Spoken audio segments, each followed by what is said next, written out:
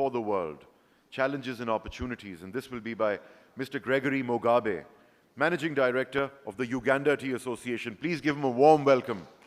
He's our first speaker today.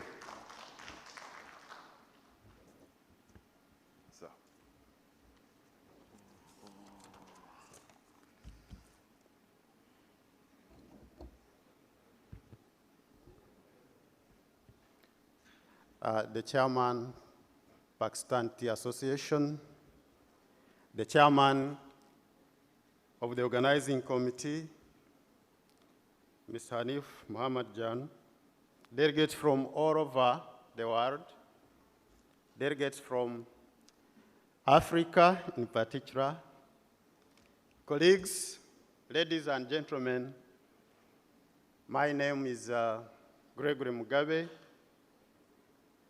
I am honored to be here in this convention. I want to thank the Pakistan Association for inviting us to this convention. I came with a delegation from Uganda. I don't know if they're in the room already. Could you rise for Ugandan delegates? Not yet. I also want to recognize the board members of East Africa Tea Trade Association, of which I am a member. Chairman Sewe is here. All the board members of East Africa Tea Trade Association. Thank you for coming. Allow me to say that it has been an honor to be here in this beautiful country. We have enjoyed ourselves. And this convention is going to be a milestone in fostering relations in the tea industry in Uganda. When I was given this topic to talk to you, what was coming into my mind? I was puzzled. I looked at how can we survive without the producers? How can we survive without the consumers? How can we survive without infrastructure? So I'll take you through this and see if we can sustainably produce the tea for the world.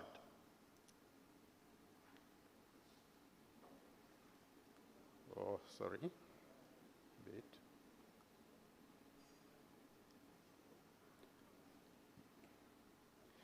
Just looking at tea at glance, you look at Uganda, that's our membership, and our focus is on black cities. And this association was founded in 1948, as you can see there, and to fight for the farmers' interests in our country. And we are the source of information to government and other stakeholders. We are members of East Africa Tea Trade and also International Tea Committee. Tea is a very, very important crop in Africa.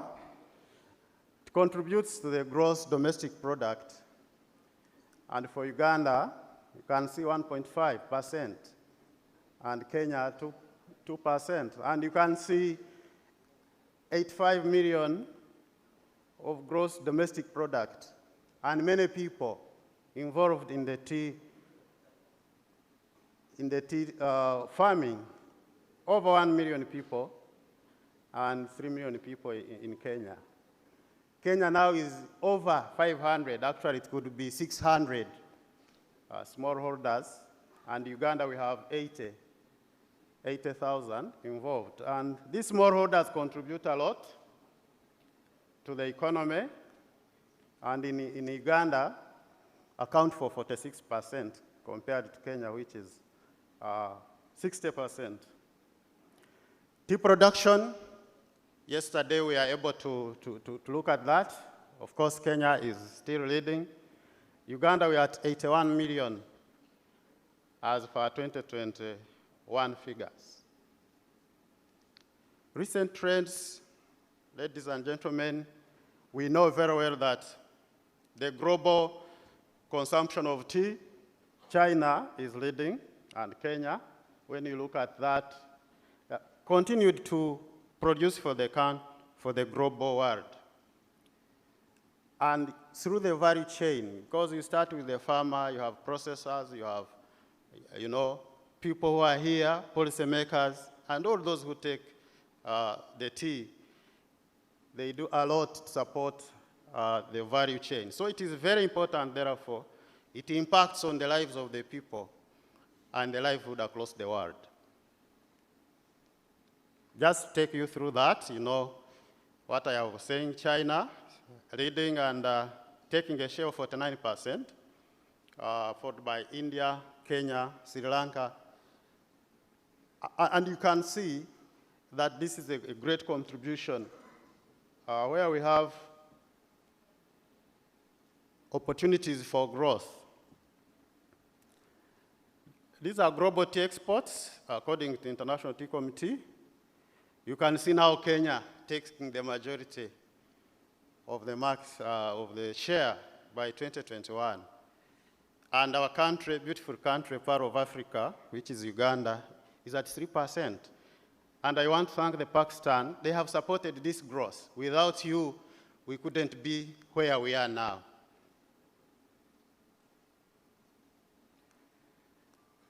Consumption of tea has been growing, as you can see in that table. Just right from 2015, it has been 4 billion kilograms until 2021, when we have 6 billion kilograms of tea consumed. When it comes to Uganda now, you can see how the growth has been going on since 2017. And the consumption, the good news here is that local consumption is less than 10%, meaning that we are producing for the world because over 90% is exported. That's the good news there, and it's still potential, as we shall see.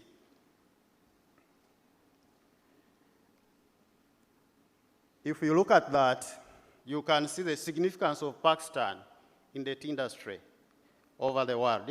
Just for 1 month, Uganda was able to get $2 million US. You can see there in value, and that is March, 55 million US in a single month. So we cannot take Pakistan for granted.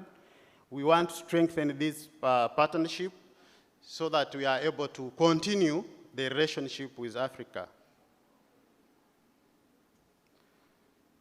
Much as we have these opportunities, there are challenges we have been facing. It is time now to create a sustainable tea value chain that is able to meet long-term market demand. We must harness opportunities for the benefit of smallholder tea farmers and workers. That is the message we should take from this convention, that if we are going to produce for the world, we must focus on that, because we have growers and workers who are in the farm, who have not been able actually to be here. Most of us who are here are in policy. You have directors, CEOs, but the farmers, real farmers and workers who get in touch with tea at the farm. So whatever we do, we must focus on them. Now, these are the challenges that can hinder our potential to produce for the world. Declining demand. They are changing in consumer preferences. People are going to coffee, cocoa, and that is a challenge, of course. Declining prices. We have seen prices since 2019 going down. Actually, they started 2018, going down. And when the prices go down, it means now the farmer is not going to make profit. We have seen some cases where, in 2020, where farmers have diversified, they have abandoned actually. Let me go to coffee, let me go to direct keeping, because tea was not paying. It is a challenge, and associated with the costs of production of inputs, fertilizers, energy, We know currently what is happening in Ukraine and Russia. The prices of fuel, gas have gone up. It has an impact on what goes into the pocket of the farmer, leading to low incomes and subsequently low wages for our teas. But there are opportunities there. Those major challenges I have talked, the major three, there are niche markets. I'm happy our chairman, KTDA, talked about this, and Mr. Kimanga, about the niche markets for green tea extracts, purple tea. This is the way to go, so that we diversify. We have many products that can supply the world. Fair prices. We are asking our partners here in Pakistan, look at fair prices. Because the cost of production in Africa rising, and farmers cannot afford. Our chairman here of KTD talked about the minimum price which was set to cushion the farmers, meaning that also as buyers, look at a fair price and most likely look at sustainable sourced teas, tea that is there today, tomorrow, and for the future. Bilateral trade agreements, this is another opportunity for us with Pakistan government so that we can directly ship this tea to the direct consumers. People are talking about time for a more fundamental approach. How do we do that? To give our tea workers ownership of sustainability. We have civil society organizations like Solidaridad. We can use that opportunity so that they are able to be in touch with the farmers. We have issues with erratic weather patterns that is leading to climate change, decrease in production, other challenges, increase in temperature. They provide ambience conditions for pests and diseases which come up and which pose a challenge to our farmers. Declining production. Actually, Uganda production fell by 13% between 2020 and 2021. And it is estimated that the average production in South Africa region will fall by 39% by the year 2050 if we don't have those interventions that are going to be sustainably implemented in Africa. But we have opportunities there where we can have multi-sector approach in response to climate change. This goes to all of us. We cannot continue consuming tea and we ignore the climate change. We must work together to ensure that we reduce the carbon emissions through those interventions so that the tea we produce is sustainable. The issue of climate finance and carbon trading, it is an opportunity. And policies, enabling policies and regulatory framework along the tea value chain. Sector-driven sustainability in the market is important so that we source tea produced in a competitive manner. We have a challenge in Africa. We still have productivity is low. Matter of fact, for Uganda, you can see smallholders are still struggling at 1,470 kilograms of made tea per hectare. Our estates are 2,100. When you compare to Kenya, they are a little bit higher than us. It is a challenge, at the same time an opportunity, meaning that we need to do a lot of agronomy to increase the production to levels, to potential levels that can double our current production. We have a challenge of aging of tea bushes, and our people here, our neighbors have already started on the replanting program, uproot and plant varieties that can yield and withstand climate change. We work together on limited investment in tea research. Every other time we should be looking into interventions that can produce crones that can withstand the diseases, adapt to climate change, and the replanting program. As consumers, we need your support in this. So we partner together. We are appealing that we partner together in this research because the consumer, whatever he needs, will be driven by research that we do. And we have partners who are in Africa, like Solidaridad.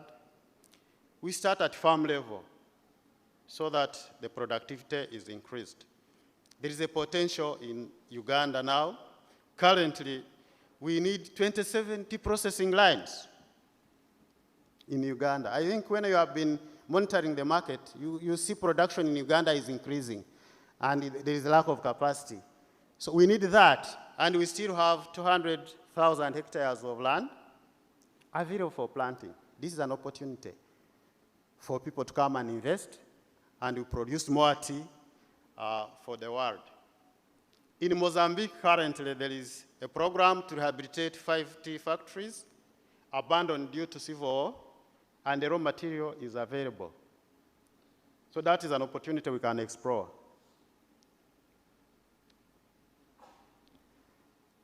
We need to look at farmers and workers who play a key role in the tea sector. They face sustainable poverty, risky business, and job conditions at times, insecurity of jobs. Of course, what happens in the tea when the prices go down, the companies go and do a restructuring, and they affect workers. They lose jobs. That is what has been 40%. You know, you sit in a boardroom and say, we must reduce cost by 40%. And how many jobs have you affected? They go out of what? Of jobs. So these are the people, poor wages, inequality, structure abuse in supply chain. They are key stakeholders in our fight to create resilience against catastrophes such as climate change. Tea producers in Uganda and Kenya, as you have heard from this convention, we are committed to produce tea that meets customer requirements. However, such challenges which we have talked about, market dynamics, climate change, low productivity, affect sector's sustainability. But by addressing those challenges, key players like investors, buyers, to create a sustainable chain that ensures prosperity for all stakeholders, we shall be able to